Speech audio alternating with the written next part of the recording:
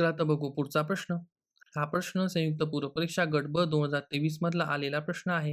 हा प्रश्न काय म्हणतो, की एका माणसाने बँकेकडून दर शेकडा 12% सरळ व्याजाने कर्ज घेतलेले आहे. तर 3 वर्षानंतर त्याचे रुपये 5,400 होते. त्याने व्याज फेडले 5,400. तर त्याने घेतलेली कर्जाची रक्कम किती आहे, हे आपल्याला शोधायची आहे. तर आपण प्रश्नातून काय समजतो, की व्याजदर 12% आहे वार्षिक.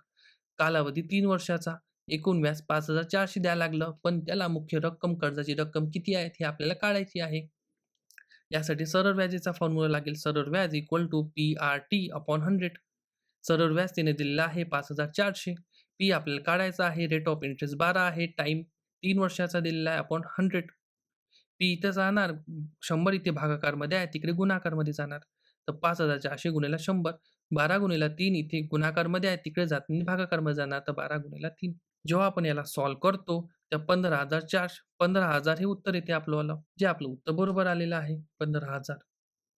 शॉर्ट्स व्हिडिओ असल्याकारणाने हा व्हिडिओ इथे फास्ट एक्सप्लेनेशन होतो. संपूर्ण व्हिडिओ पाहण्यासाठी सविस्तर असं एक्सप्लेनेशन आहे.